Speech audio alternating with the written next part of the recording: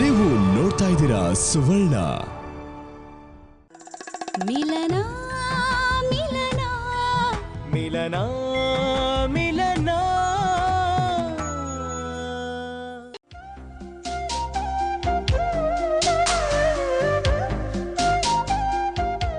ಎಷ್ಟು ಮುದ್ದ ಕಾಣಿಸ್ತಿದ್ಯಾ ಅಂದ್ರೆ ನನಗೀಗ ಸಖತ್ ಮೂಡ್ ಬರ್ತಾ ಇದೆ. ರೀ ಏನ್ ನೀವು ಬೆಳಗ್ಗೆನೆ ನಿನ್ನಂತ ಹೇಳ್ತಿದ್ರೆ ಯಾವ ಗಂಡ ತಾನೇ ತರಲೆ ಮಾಡದೆ ಸುಮ್ಮನಿರ್ತಾನೆ ಹೇಳು. ಸದಾಶಿವನ್ಗೆ ಅದೇ ಧ್ಯಾನ. ಹೇಳ್ಕೊಟ್ರೆ ಅಸ್ತಾನೆ ನುಂಗ್ತೀರಾ ನೀವು. ನೀನೇನು ಕಮ್ಮಿನಾ? ಆಯ್ತಾಯ್ತು, ಮಾತಲ್ಲಿ ನಿಮ್ಮನ್ನು ಸೋಲ್ಸಕ್ಕಾಗತ್ತಾ? ಬನ್ನಿ ಜಾಗಿಂಗ್ ಹೋಗೋಣ. ಬೆಳಗ್ಗೆ ದೇವಿ ಕಡೆಯಿಂದ ಏನು ಪ್ರಸಾದ ಇಲ್ವಾ?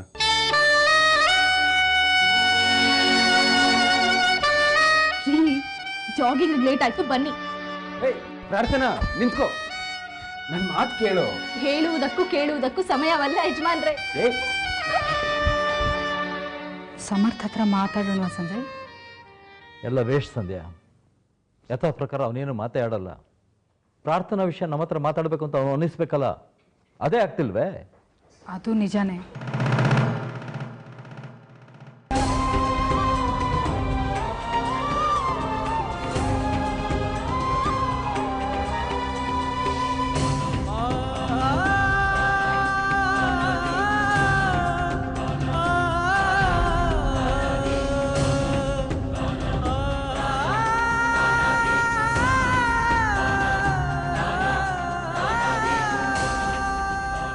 ಡ್ಯಾಡ್, ನಾವು ಜಾಗಿಂಗ್ ಹೋಗಿ ಬರ್ತೀವಿ. ಸರಿನಪ್ಪ. ಹೇಗನ್ನಿಸ್ತಿದೆ ಪ್ರಾರ್ಥನಾ ಜಾಗಿಂಗ್ ಹೋಗೋದು? ಖುಷಿನಾ? ಅತ್ತೆಗೆ ನಾನು ಜಾಗಿಂಗ್ ಹೋಗೋದು ಇಷ್ಟ ಇಲ್ಲ ಅಂತ ಅನ್ಸುತ್ತೆ. ಅಯ್ಯೋ ದೇವ್ರೆ, ಏನು ಮಾಡೋದೀಗ? ಟ್ರ್ಯಾಕ್ ಪ್ಯಾಂಟ್ ಬೇರೆ ಹಾಕೊಂಡಿದ್ದೀನಿ. ಏನು ಯೋಚನೆ ಮಾಡ್ತಿದ್ಯಮ್ಮ?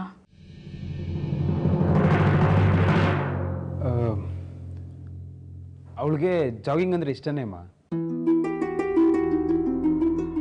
ಸರಿಪ್ಪ, ಹೋಗ್ಬಿಟ್ಟು ಬನ್ನಿ. ಸದ್ಯ ಅತ್ತೆ ಏನು ಹೇಳಿಲ್ವಲ್ಲ, ಅಚ್ಚಾಬಾದೆ ನಾನು.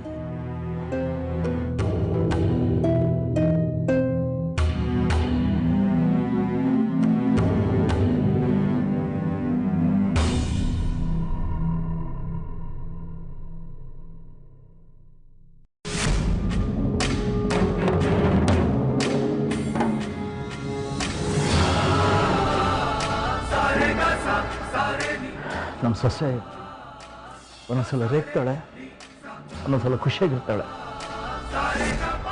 ಎಂಥ ಬದಲಾವಣೆ! ಅದಕ್ಕೆ ಸಮಜಾಯಿಷಿ ಕೂಡ ನಮ್ಮ ಸಮರ್ಥ ಬಿಹೇವಿಯರ್ ಬೇರೆ. ನೋಡಿ ನೋಡಿ ನಾನು ಸಾಕಾಗೋಗಿದೆ. ಈಗ ನೀನೇ ನೋಡಿದೆಯಲ್ಲ, ನಾನು ಪ್ರಾರ್ಥನಾ ಹತ್ರ ಮಾತಾಡ್ತಿದ್ರೆ ಮಧ್ಯೆ ಭಯ ಆಗ್ತಾನೆ. ಅದಕ್ಕೊಂದು ಸಮಜಾಯಿಷಿ ಬೇರೆ ಕೊಡ್ತಾನೆ. ತೀರ ಅತಿ ಆಯ್ತಿದ್ದು. ಇದನ್ನೆಲ್ಲ ನಾವು ಇನ್ನೂ ಎಷ್ಟು ದಿನ ಸಹಿಸ್ಕೋಬೇಕು ಸಂಜಯ್? ಏನೋ ಗೊತ್ತಿಲ್ಲ. ಸಮತ್ ನಮ್ಮ ಮಾತು ಕೇಳಿದ್ರೆ ಅದಕ್ಕೊಂದು ಪರಿಹಾರ ಸಿಗುತ್ತೆ. ಇಲ್ಲದ್ರೆ ಹೀಗೆ ಕಂಟಿನ್ಯೂ ಆಗುತ್ತೆ. ತಗೋ. ರೀ, ಈ ಆಟ ಬೇಡ, ನಾವು ಸ್ನೂಕರ್ ಆಡೋಣ. ಇದೇ ಆಟನೇ ಆಡಬೇಕು. ದೇಹ ಮನಸ್ಸು ಎರಡು ದಣಿಬೇಕು, ಎರಡು ಫ್ರೆಶ್ ಆಗಬೇಕು. ಸರಿ, ನೀವು ಹೇಗೆ ಹೇಳ್ತಿರೋ ಹಾಗೆ. ಸರಿ, ಹಾಗಾದ್ರೆ ಯಾರು ಗೆಲ್ತಾರೆ ಅಂತ ನೋಡೇ ಬಿಡೋಣ. ನನ್ಗೆ ಗೊತ್ತು, ನೀವೇ ಗೆಲ್ಲೋದು. ನೀನು ಚೆನ್ನಾಗಿ ಆಡಿದ್ರೆ ನೀನು ಗೆಲ್ಲೋ ಚಾನ್ಸಸ್ ಇದೆ ಪ್ರಾರ್ಥನಾ. ನಾನು ಗೆಲ್ಲಲ್ಲ ರೀ. ಯಾಕೆ ಹಾಗನ್ಕೋತೀಯ? ಲಾಸ್ಟ್ ಟೈಮು ನೀವೇ ಗೆದ್ದಿದ್ದು, ಈ ಸಲನೂ ನೀವೇ ಗೆಲ್ಲೋದು. ಆಡೋಕ್ಕೂ ಮುಂಚೆನೆ ಯಾಕೆ ಹಾಗನ್ಕೋತೀಯ? ಯಾಕೆ ಗೆಲ್ಲೋ ಆಸೆ ಇಲ್ವಾ ನಿನಗೆ? ಇದೆ, ಆದರೆ ನಿಮ್ಮ ಮುಂದೆ ಗೆಲ್ಲೋ ಆಸೆ ಇಲ್ಲ. ಕಮೋನ್ ಪ್ರಾರ್ಥನಾ, after all this is A game. ಇಲ್ಲಿ ನೀನು ನಿಜವಾಗ್ಲೂ ಸ್ಪಿರಿಟ್ನಿಂದ ಆಡಬೇಕು. ಇಲ್ಲಿ ನಾನು ನಿನ್ನ ಗಂಡ ಅಲ್ಲ, ಎದುರಾಳಿ. ಲೈಫಲ್ಲಿ ಯಾರೇ ಎದುರಾದರೂ ಏನೇ ಎದುರಾದರೂ ಗೆಲ್ಲೋ ಛಲ ಮಾತ್ರ ಬಿಡಬಾರ್ದು. ಓಕೆನಾ? ಸರಿ, ಪ್ರಯತ್ನ ಪಡ್ತೇನೆ. ಅದು ಅದು ನನ್ನ ಹೆಂಡತಿ ಅಂದರೆ. ಸರಿ, ಹಾಗಾದ್ರೆ ಆಡೋಣ.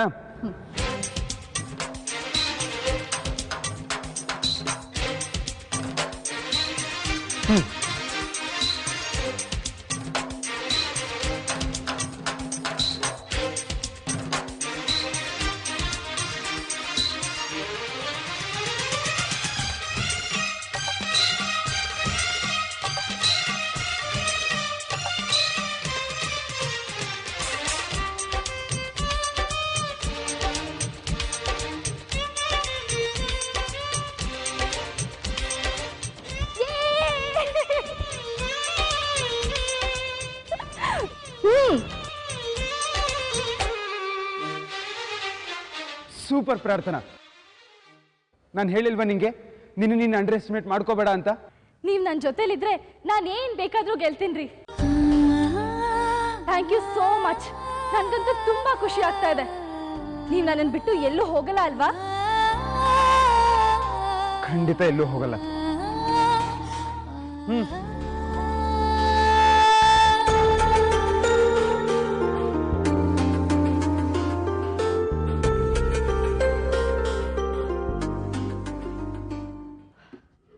ಉಸ್ಸಪ್ಪ, ನಂಗೆ ಸಿಕ್ಕಾಪಟ್ಟೆ ಸುಸ್ತಾಗ್ತದೆ. ನೀವು ಹೇಳಿದ ನಿಜಾನೇ ರೀ. ಸುಸ್ತಾಗೋವರೆಗೂ ಆಡಿದ್ರೆ ದೇಹಕ್ಕೆ ನೆಮ್ಮದಿ. ದೇಹ ದಣಿಸಿದ್ದಾಯ್ತು, ಈಗ ಮನ್ಸಿನ ದಣಿಸೋಣವಾ? ಅದಕ್ಕೆ ಯಾವ ಆಟ ಆಡಿಸ್ತೀರಾ? ಆಟ ಅಲ್ಲ, ಪ್ರಾಣಾಯಾಮ. ಈಗ್ಲೇನಾ? ಈಗಲೇ. ಕಮಾನ್, ನಡಿ ನಡಿ ನಡಿ ನಡಿ. ನಡಿ.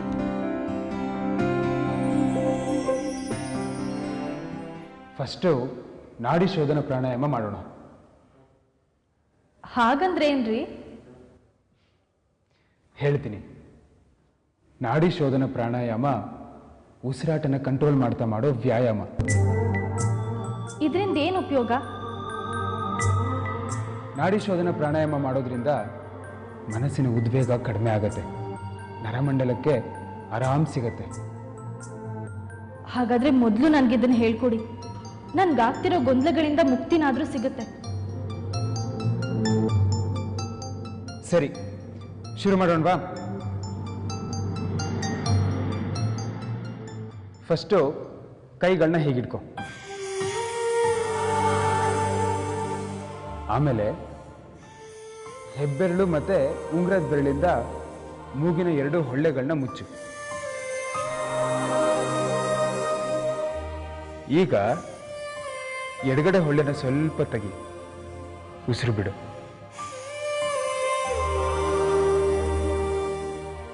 ಹಾಗೆ ಅದೇ ಹೊಳ್ಳೆಯಿಂದ ಉಸಿರೆಳ್ಕೊ. ಈಗ ಎಡಗಡೆ ಹೊಳ್ಳೆನ ಮುಚ್ಚು, ಬಲಗಡೆ ಹೊಳ್ಳೆನ ತೆಗಿ, ಉಸಿರು ಬಿಡು.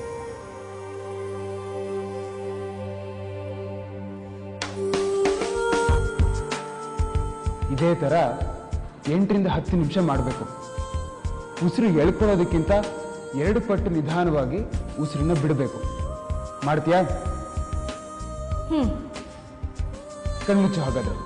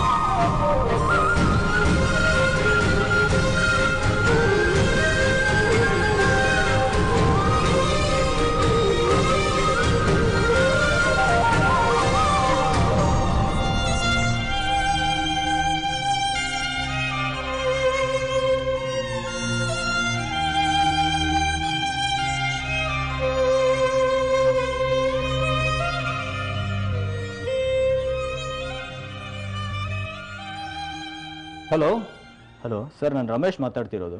ಹೇಳಿ ರಮೇಶ್. ಸರ್, ಸಮರ್ ಸರ್ ತುಂಬ ದಿನದಿಂದ ಸರಿಯಾಗಿ ಆಫೀಸಿಗೆ ಬರ್ತಾ ಇಲ್ಲ. ಅಂಜನು ನೀಲಿಮ ಇಲ್ಲದೆ ಇರೋದ್ರಿಂದ ತುಂಬ ತೊಂದರೆ ಆಗ್ತಿದೆ. ಕೆಲಸಗಳೆಲ್ಲ ಹಾಗೆ ಪೆಂಡಿಂಗ್ ಇದೆ ಸರ್. ಹೌದಾ?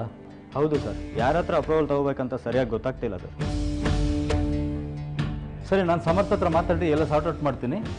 ಡೋಂಟ್ ವರಿ, ನೀವು ಸ್ವಲ್ಪ ಕೇರ್ ತೊಗೊಂಡು ನನಗೆ ಅಪ್ಡೇಟ್ ಮಾಡ್ತಾ ಇರಿ. Sure sir, thanks. ಫೈನ್.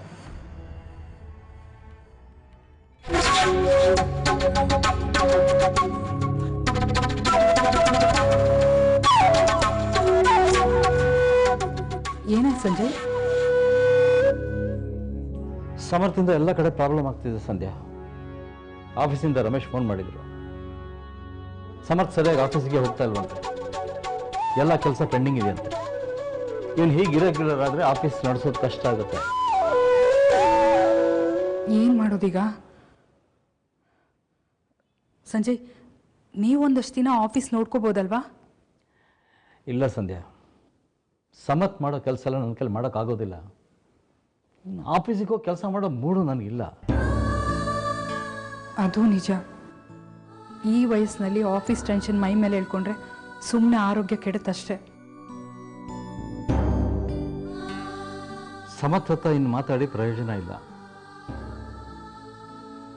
ಇದಕ್ಕೇನು ಸೊಲ್ಯೂಷನ್?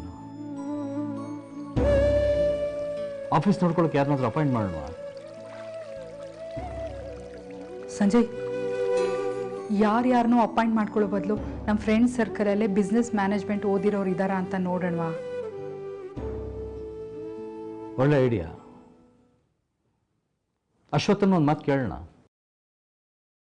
ತೀರ್ಥಹಳ್ಳಿಯಿಂದ ಹಾಗೆ ಬರ್ತಾ ಇದ್ದಾನಲ್ಲ, ಆಮೇಲೆ ಡಿಸೈಡ್ ಮಾಡೋಣ. ಸರಿ. ಇನ್ನು ಮೇಲೆ ಸಮರ್ಥ ನಂಬ್ಕೊಂಡು ಆಫೀಸ್ ಬಿಡೋಕ್ಕಾಗೋದೇ ಇಲ್ಲ. ಸರಿಯಾದ ಟೈಮಲ್ಲಿ ಪ್ರಾಜೆಕ್ಟ್ ಫಿನಿಶ್ ಆಗದೆ ಹೋದ್ರೆ ಕ್ಲೈಂಟ್ಗಳು ನಮ್ಮ ಕೈ ಬಿಟ್ಟು ಹೋಗ್ತಾರೆ ಅಷ್ಟೇ.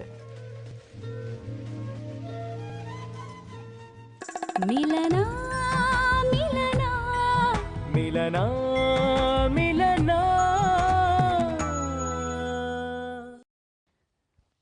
ಹೇಗಿತ್ತು ಪ್ರಾಣಾಯಾಮ? ಮನ್ಸಿಗೆ ತುಂಬಾ ನೆಮ್ಮದಿ ಸಿಕ್ತು ರೀ. ನಿರಾಳ ಅನಿಸ್ತು ಮನ್ಸು. ದಿನ ಹೀಗೆ ಮಾಡ್ತಾ ಇದ್ರೆ ಮನ್ಸಿನ್ನೂ ಆರಾಮಾಗಿರುತ್ತೆ.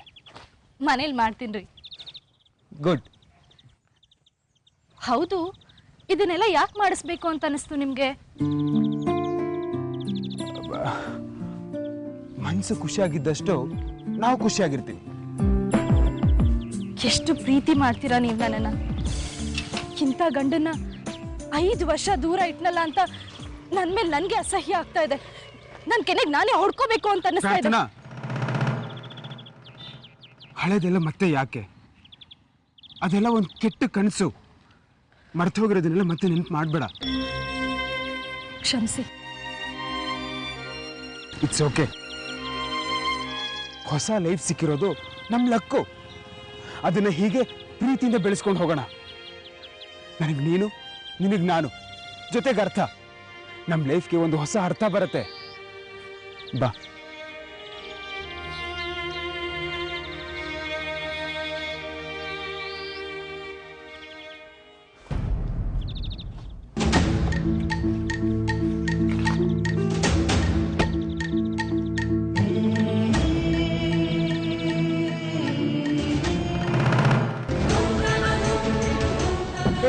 ಪ್ರಾರ್ಥನಾ,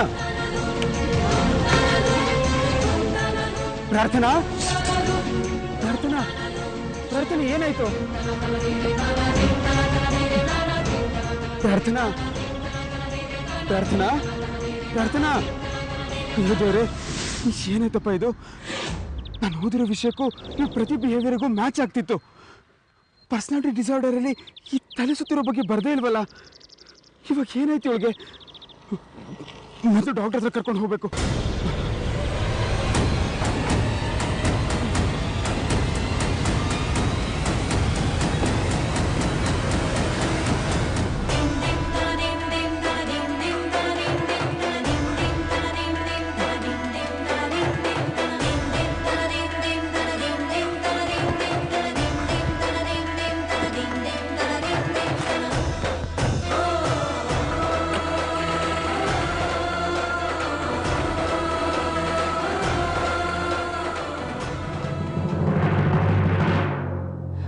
ಕೀರ್ತರಾಮೇಶ್ವರ, ಎಂಥ ಸ್ಥಿತಿ ತಂದೆಪ್ಪ ನನ್ನ ಸೊಸೆಗೆ. ಮಗುವಿನ ಮೆದುಳು ಸರಿಯಾಗಿ ಬೆಳೀದೇ ಇರೋದು ದೊಡ್ಡ ಸಮಸ್ಯೆನೇ ಅಲ್ವಾ?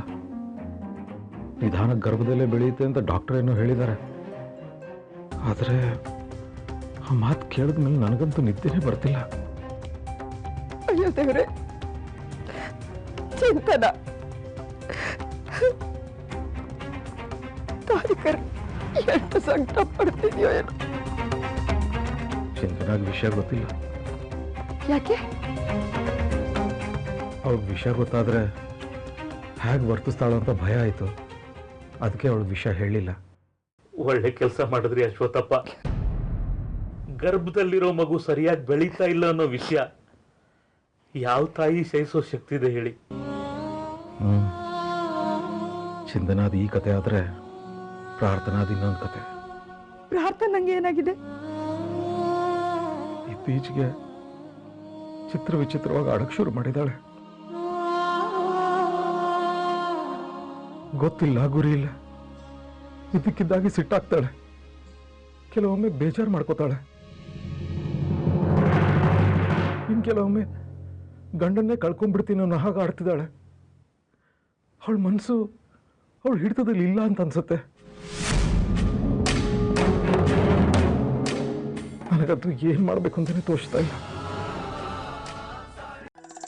ಮಿಲನ ಮಿಲನ ಮಿಲನ ಮಿಲನ ಅವಳ ಮನಸ್ಸು ಅವಳು ಹಿಡಿತದಲ್ಲಿ ಇಲ್ಲ ಅಂತ ಅನ್ಸುತ್ತೆ. ನನಗಂತೂ ಏನು ಮಾಡಬೇಕು ಅಂತಲೇ ತೋಚ್ತಾ ಇಲ್ಲ. ಎಲ್ಲ ತೀರ್ಥರಾಮೇಶ್ವರನ ಮೇಲೆ ಹಾಕಿ ಅವನು ನೋಡ್ಕೋತಾನೆ. ನನಗೆ ದೇವರು, ವಿಜ್ಞಾನ ಇದ್ರ ಬಗ್ಗೆ ಚಿಕಿತ್ಸೆ ಬಂದ್ಬಿಟ್ಟಿದೆ. ದೇವ್ರನ್ನ ನಂಬೋದು, ವಿಜ್ಞಾನನೇ ಸರಿನೋ ಒಂದು ಗೊತ್ತಾಗ್ತಾ ಇಲ್ಲ. ಚಿಂತನಾಗಂತೂ ನಿಮ್ಮದೇ ಯೋಚನೆ ನಮ್ಮ. ಅದಕ್ಕೆ ಈ ಸ್ಥಿತಿಯಲ್ಲಿ ಅವಳು ಇಲ್ಲಿ ಬರೋದು ಬೇಡ ಅಂತ ನಾನೇ ತಪ್ಪಿಸ್ದೆ. ಪರವಾಗಿಲ್ಲ, ಅವಳಿಗೆ ಅವಳ ಆರೋಗ್ಯ ಚೆನ್ನಾಗಿ ನೋಡ್ಕೊಳ್ಳೋದಕ್ಕೆ ಹೇಳಿ. ನೀವು ಮಕ್ಕಳ ವಿಷಯದಲ್ಲಿ ತುಂಬಾ ಕೊರಗೆ ಮನಸ್ಸಿಗೆ ಹಚ್ಕೋಬೇಡಿ. ಎಲ್ಲ ಒಳ್ಳೇದಾಗುತ್ತೆ, ಒಳ್ಳೇದಾಗುತ್ತೆ. ನನಗಂತೂ ಆ ನಂಬಿಕೆನೇ ಹೊರಟೋಗ್ಬಿಟ್ಟಿದೆ ಅಮ್ಮ. ಇಬ್ಬರು ಮಕ್ಕಳ ಸ್ಥಿತಿನೂ ಕೈ ಮೀರಿ ಹೋಗ್ಬಿಟ್ಟಿದೆ. ಸಮಾಧಾನ ಮಾಡ್ಕೊಳ್ಳಿ ಅಶ್ವತ್ಥಪ್ಪ, ಇದಕ್ಕೆಲ್ಲ ತೀರ್ಥರಾಮೇಶ್ವರನೇ ದಾರಿ. ಪಾಲಿಗೆ ಬಂದಿದೆ ಪಂಚಾಮೃತ. ಸರಿ ಶಾಸ್ತ್ರಿಗಳೇ, ನಾನು ಹೊರಡ್ತೀನಿ. ನಾನಿಬ್ಬರು ಮಕ್ಕಳ ಜೊತೆ ಇದ್ರೇನೆ ನನಗೆ ನೆಮ್ಮದಿ. ಆಯ್ತು ಅಶ್ವತ್ಥಪ್ಪ, ಬರ್ತೀನಿ ತಾಯಿ.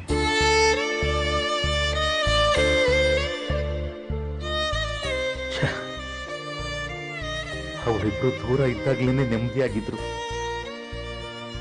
ಈಗ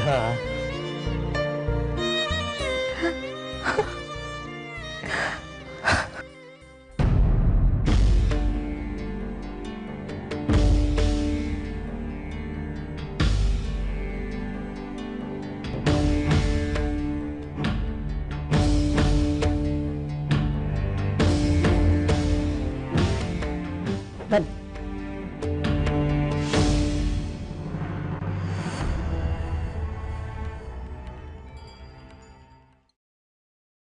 ಕಂಗ್ರ್ಯಾಚುಲೇಷನ್ಸ್ ಪ್ರಾರ್ಥನಾ, ನೀವು ತಾಯಾಗ್ತಾ ಇದ್ದೀರಾ.